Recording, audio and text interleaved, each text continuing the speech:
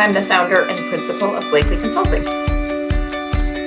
Welcome to Coffee Time with Masterminds. I am Cynthia Rojas, founder and principal of To Your Growth. Welcome to Coffee Time with Masterminds. I'm Rebecca Tuttle, founder and principal of Grant Right Now and Grant Writing for Good. Hi, everyone. Welcome to Coffee Time with Masterminds. And I am Cynthia Rojas. I have to tell you, I love that jingle. I just really love it. And I want to welcome our, little technical difficulty, our co-host, Peter Blakely. Hi, Peter. How are you? Good morning, Cynthia. Good. How are you? I'm good. Do you love that jingle? I do. And I was just thinking as it was playing, though, that every time I look at our new logo, I love it more and more. Yeah. Oh, I do too. Well, welcome everybody to Coffee Time with Masterminds. This is a 30-minute show where we talk about issues in terms of leading nonprofits or mission-based organizations during a time of craziness. How about that? For an opening. And if you are joining us, please tell us your name and where you're from. We get listeners from all over the world. And I do want to say hi to our Australian listeners. We are syndicated in Australia, and it's been exciting to be a part of that landscape and also impart our knowledge. Today is a really interesting show. I'm going to bring on Nancy Varsos. Hi, Nancy. How are you? Hello. Good. How are you, Cynthia? So happy to be here today. Yeah, again, you've been with us before, and we so want to continue the conversation. But before we jump right in, so we've been having a series of conversations regarding the workforce. There are things that are happening right now at this time in the US. One, we are calling it the Great Resignation, where people are not returning to the jobs that they had pre-pandemic, and we were on a search to see where are they. And so we met a couple of people doing really cool stuff, and the pandemic helped us see that in fact there is another way of working, there's another way of living. We met somebody who's seen the country. She what did she do? She gutted out a bus. That's right. She moved into her camper full time. That is so cool. And then we talked to Elisa, a labor economist, to hear what's really going on with this great resignation. And now we have Nancy Varsos. And Nancy, you've been here before talking about culture, and you were on several months ago, earlier in the pandemic, when we were talking about a new way of working. Right. And we wanted to bring you back because nonprofits are really suffering when it comes to the war on talent, right? They normally suffer because they don't pay as much as their for-profit counterparts. They tend to lose that competitive edge sometimes to really great talent. But now the problem seems bigger. So today we wanted to talk to you about what can nonprofits do to remain competitive in that war of talent, and once we get them, what can nonprofit leaders do to keep this great talent? So tell us, Nancy, what's going on out there? What are you seeing? It's been it is an interesting world of I've got two kids in their 20s, and they apply to jobs, and they don't hear back from them. And yet everybody in the world says that they've got openings, that help is wanted, and that they need people, as well as you all know, if we go to a restaurant or we go to a retail shop, they're all short of people. So it's a very strange world, as we were speaking about, Cynthia, of just trying to understand what's happening with the workforce. But I think as I look at what the pandemic did, it had us reevaluate who we were and what our lives were and what was important. And I think that's where, as you mentioned, I'm going to travel across the country. I'm going to take advantage of the life that I have. I don't have to be stuck at a desk in an office all the time. I can be doing what really is meaningful to me and what's exciting for me. Yeah. And so it even happened with us. So when we came back after our summer hiatus, Peter told our listeners that she has moved. right? So we know that her background looks a little differently, but actually, what some may not know by just looking at her on a weekly basis is that she's actually moved to a different state and she's really happy. And that flexibility was due to, Peter, do you want to talk a little bit about that? Well, yeah, I mean, one of the reasons that we were able to move is that I hadn't seen a client in real life in about a year and a half. And I realized that it wasn't bothering my clients, that there was probably no expectation that I would ever go and see them in person again.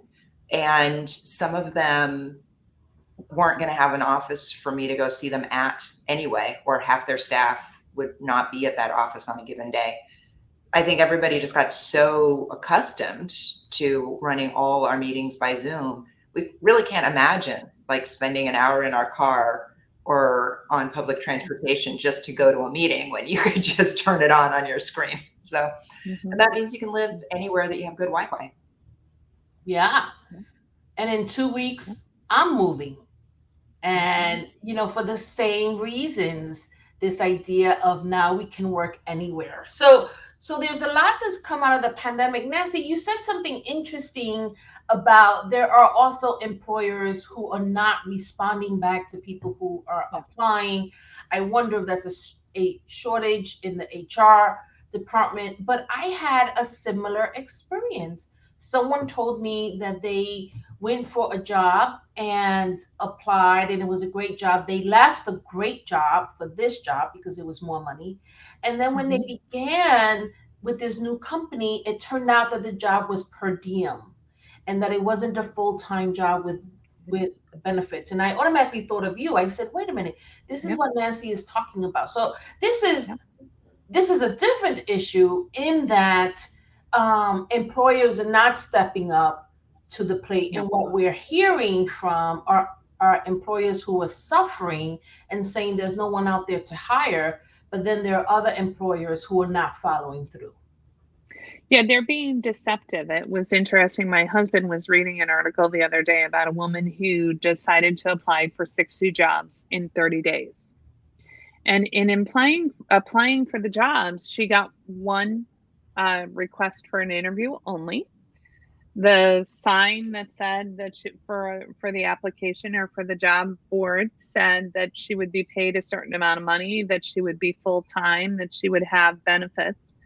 And when she interviewed for the job, the feedback was, nope, you'll get paid minimum wage until 6 months in, and then you'll have that opportunity to make $2 more an hour. No, you'll start part-time, and then after 60 days, we'll reevaluate you and see if you're full-time. So the deception is there, and I'm not quite sure why. I'm not quite sure how that benefits the organization. Lack of transparency, and are they going to benefit? I don't think people are that desperate to get to work. Yes. We're not in desperate times right now. They're either switching to another job, or they'll continue to collect unemployment, or they'll continue to do side jobs and not take something that they really don't want to have. Yeah. But it sounds like, excuse me, it sounds like employers at some point got used to calling the shots and think they're entitled to treating potential workers a certain way. And they haven't adjusted their expectations to the new market. But two, what a mean and hostile way to start a relationship. We were not talking about like, oh, we really hope you're going to be very loyal and stay here forever, but we're going to open our relationship by telling half truths and, Well, and I think in the outside world, the retail world, the restaurant world, you're going to stop shopping. You're going to I am an advocate. I was the biggest shopper in a store. I used to love to go to the stores and hit the retail storefronts, and I've become an online person because there's not availability. They push me there. There's no customer service.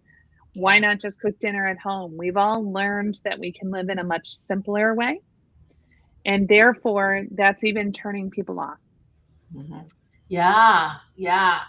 I suspect that there's some companies who are really struggling with HR personnel, and it's burdening them. I do want to. There was a comment that came up, and I just want to recognize because Rebecca's in the background.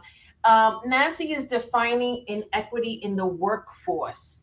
Yes, let's talk about that. Let's talk about that a little bit. Inequity in the workforce when it comes to job searching, recruiting, anything of that nature. Nancy, what are you seeing out there?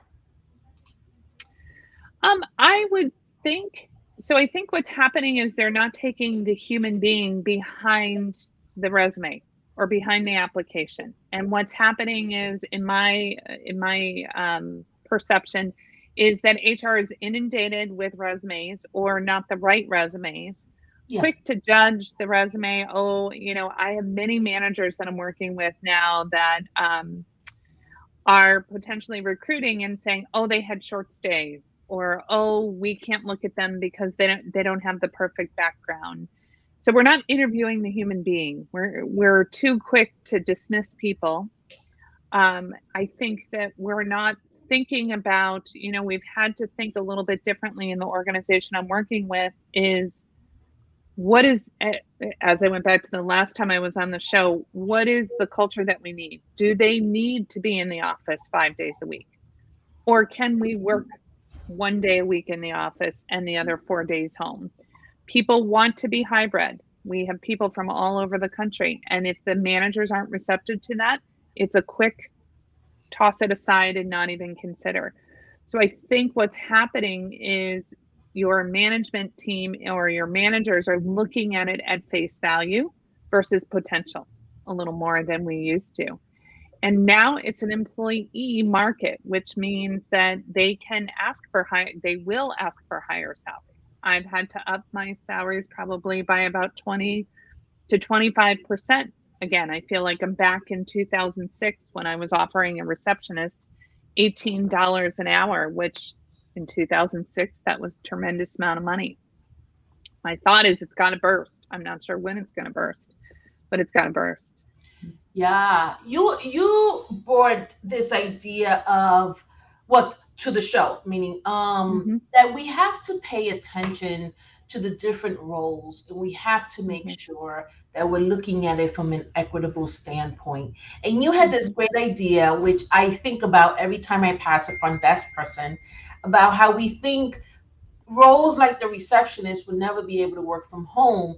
And you had this idea of imagine a screen when you walk into a building and someone's on the other side of that screen. That person is at home. Yeah. They still deliver the customer service that you expect, but they're not necessarily at that place. And so that's an important point that employers need to pay attention to. Equity when it comes to this new culture. And I think it's innovative. How can we be innovative? One of the things we talked about, Cynthia, I think when we were chatting is, can I have 2 part-time people that can share a job? Does it have to be does the continuity have to be there? Again, can I have a receptionist working remotely?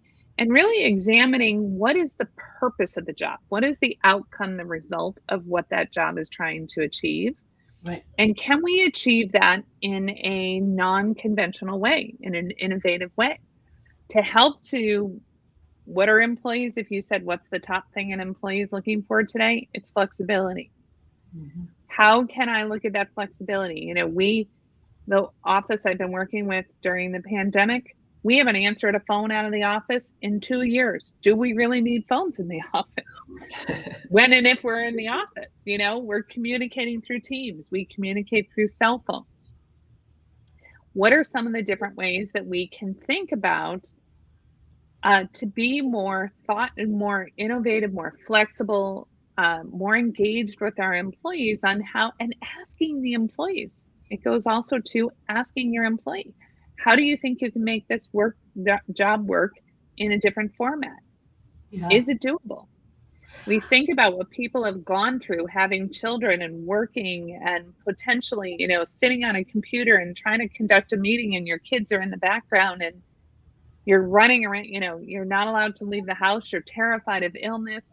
We've been through a lot. Now, how do we make it work better for the organization? Yeah. I know Peter and I know clients where there are substantial staff that are resigning, or really or leaders within an organization, whether it's a few number or the top leader, and that Yep. also in these times causes a even more disruption, right? Because leaders who are leading through complex times require visibility. They require Mhm. communication, and when they're not there, those things start to fall apart. Peter, what are you seeing? Uh, there's a lot of turnover in every organization and at every level. I think at the level of direct service workers, those there does seem to be a shortage of those workers because the pay is not good enough, right? And they're competing with each other, and they're competing with other industries.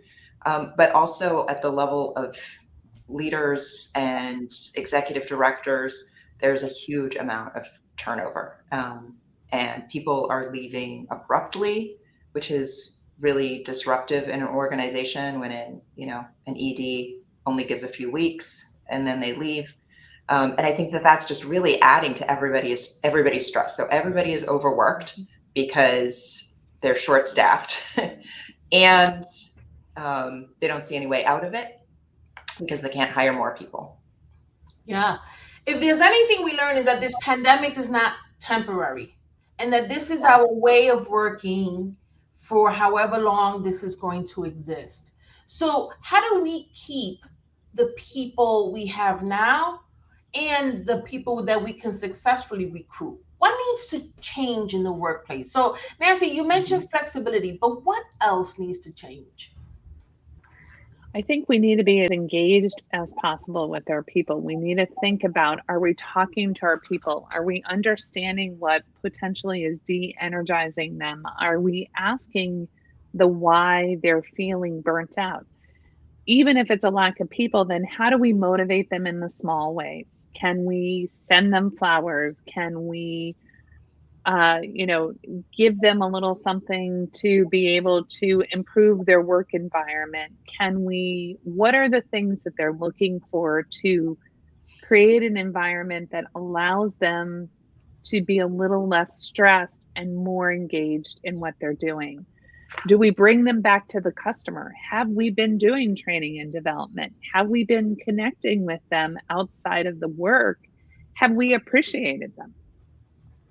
Yeah, the amount of training that needs to happen now, Mhm. and nonprofits are usually operating under limited resources. Mhm. But Right. this is an area that if you have a budget line item for professional development, you hope that not everybody uses it. That is the reality of nonprofits, Right. so that you don't expend the entire um, budget in that area. But I encourage nonprofits to actually increase that Yeah. substantially. Absolutely. Absolutely. Being able to connect with your people, being able to have your team connect with your team and realize they're not on their own, that they're, especially if they're still working from home and not necessarily engaging with the team. So essential to bring them together in whatever way that you can, whether it be a communication style, whether it be a leadership training, whether it be just enjoying each other's company again as we slowly go back to the work environment. How do I bring them together? Can I buy them lunch once a week? Can we do a potluck? What are the safe ways that we can convene as a group in together and support one another? One thing the pandemic has done is isolate people in the work world. There's no what I call cubicle collaboration. There's no ability to turn around and say, "Oh, what are your thoughts on that?" Or, "I've got this issue I'm dealing with. I'm not quite sure what to do. Can you help me?" In this world that we're living in, I feel like it's a lot harder to call someone on Teams spontaneously or whatever Yeah. format you're on and say, "Oh, by the way, I just was kind of trying to work out this situation. What are your thoughts?" So we've lost a lot of that, what I call cubicle camaraderie. It's not water cooler talk. It's truly cubicle camaraderie where you turn around and you engage your individuals. So the question I would ask you to think about is, how do I re-engage the individuals again? How do I bring them together? How do I build that team up to be a team again, to know how to work with one another again? Because we haven't worked with one another. We haven't even asked, how was your weekend? Because in my world, I jump right into the call and we don't have a lot of chat because you're Yeah. call after call after call after call. Yeah. And you mentioned training, which used to be an opportunity to bring people together. Mm-hmm. And Mm-hmm. a lot of trainings were done with everybody in the conference room and discussing topics and things like that. And then because of COVID, they had to go remote, and sometimes not to modalities that brought people together, right? So Yeah. you might be doing your own online self-paced course and people just look at it as extra work and they have so Mhm. much on their plates, right? It's Well, and breakout rooms, yeah, Peta, have been the best invention in the entire world. I've done a lot of different trainings, communication style, team building trainings. I will say I was back in the classroom 3 weeks ago, and it was the Yeah. best feeling in the whole wide world. yeah, But those breakout rooms bring out a lot of conversation just to kind of with people that you might not talk with every day. yeah, yep. And one of the other things that you talked about was making the workplace a little bit less stressful. And we have talked on this show a lot about structural care and how the idea of self-care places the burden on the worker or on the individual to make themselves healthy, or to reduce their stress level. How can we put that burden on the organization more and on the individual less? And I think that's part of what you're talking about, Nancy, is everybody is super stressed. If we didn't have the capacity to do those things 2 years ago, we certainly don't now. So, what are some of the things that organizations are putting in place that you think are beneficial in reducing that level of stress? I think sometimes, again, what I find with most organizations when I go in and they're looking for help, they haven't asked the question. They haven't talked to their employees. They haven't engaged their employees. And so it starts with asking the question, because what might be typically the stress is too many meetings. It's I've been online all day. It's I've got to juggle home and I've got to juggle here, and my child's school just got shut down. And now what am I going to do? Or my child's quarantined for 14 days. So, what are some of the things that the organization can do? Can they be a little more flexible with time off? Can they think about how to manage the timing? And can you serve your customers in the evening, or can you serve your customers early morning, or your clients? What are the different ways that we can look at the business and say, what can we do best to meet in the middle with both the client and our employees? What are small things that make an employee smile? And maybe it's just a smile, maybe it's just a thank you, and maybe we really haven't thanked people because we're not there and integrating with them in the same way that we were in the past. Surveys are a great way. What's so interesting, first of all, Nancy, you mentioned like 5 things that we're actually doing shows on, because you're right on, right? We're doing a whole show on what are you doing with your employee survey, right? This is the time to really listen at those answers and responses. So thank you for lifting that. But it's so extraordinary. I asked you the question and we didn't talk about productivity. No one mentioned accountability. I mean, these things are important, but these times require different forms of leadership, right? This is not the time to micromanage. This is not the time to hold people to this exact hour of working. This flexibility is important. Go ahead, Peter. That was such a concern. At the beginning of the pandemic, people were so worried. How are we going to know people are working? And the reality is, you didn't know they were working before. No, but you knew they were in the building. That was about it. And what I think it's actually gone the other way. People are working too hard versus not There are hard some, enough. yes. Yes. That we're finding that people are burned out because they never turn it off, because it's sitting in their living room and you can hear the email come through. You can hear the Teams call come through. And I do it myself. The phone is always on. It doesn't matter whether I'm scheduled to work or not. You're available. And we expect it now. And I've noticed when I go back to the office, I feel like I'm unproductive because all I do is chit chat all day. Where that's how we used to function. Yeah. We actually collaborated. We talked to one another. And I leave the office. I go, I got these 10 things because I haven't been sitting in front of my computer. So it's that adaptation of, it's okay not to be online all day long. You can be productive not being online. Yeah. And I think Peter has a book. Remind me, Peter, about we could get better at building relationships through Zoom or through these web portals. It just is what it is. And I was thinking about this. We've mentioned this. I think we've mentioned this before. Peter, myself, and the other co-host Rebecca have only seen each other 3 times. I think total 3 times. We've been on the show for a year and a half, and we knew each other 6 months prior. In 2 years, we've seen each other 3 times. I talk to Peter all the time. Yeah. For me, Peter and Rebecca are friends, right? We've been able to build this relationship. And it's really interesting because for me, relationships get built over food, and you sit down and you relax and you talk about things. And I've had to learn how to do that over Zoom. And you said early on, Cynthia, because there's no hallway, walking into the meeting together or leaving the meeting together, that you have to build that chatting time into the agenda. Yeah. Right? Yeah. It might be simple as everybody has to give one thing that they did over the weekend, or you come up with a new rule that you start the meeting with 5 minutes of meet and greet, and it's mandatory.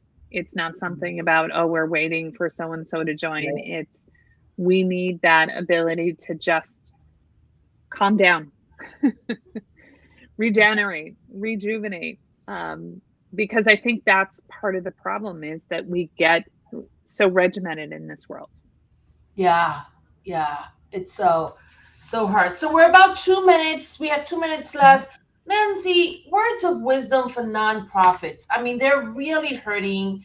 People are rethinking their lives. Nonprofits have to adhere to the increased demand for services, and they're still, their resources continue to be limited in terms of pay and salaries. What are your recommendations for nonprofit leaders as we continue to live in these times? I think it's to reevaluate of how you grab the human being behind the job.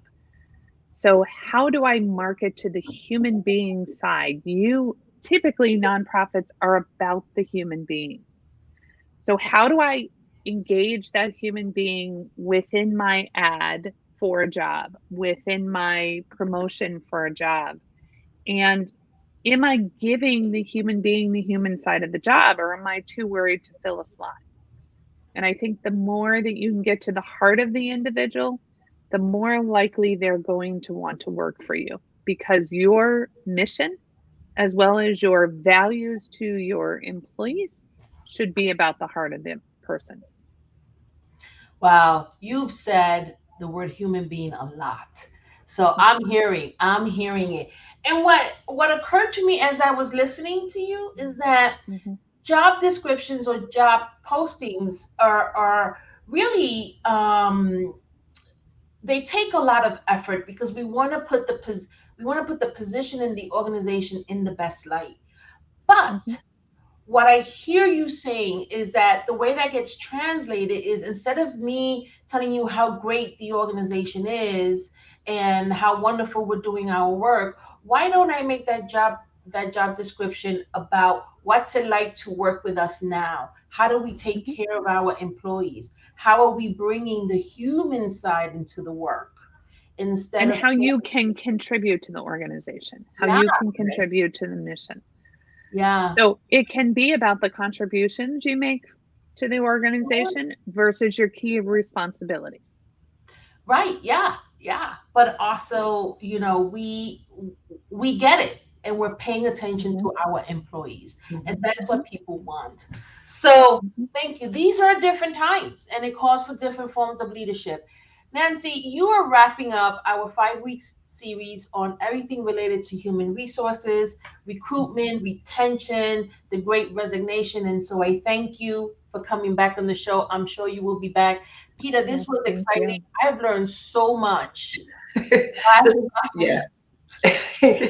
Yeah, this has been fantastic. It has been. And so we're starting a Thanks for joining us. new topic that's going to run about 5 or 6 weeks, starting next Friday. So stay tuned on Coffee Time with Masterminds, Fridays at 10:30 a.m. Thank you so much. Bye. Have a great weekend, everybody.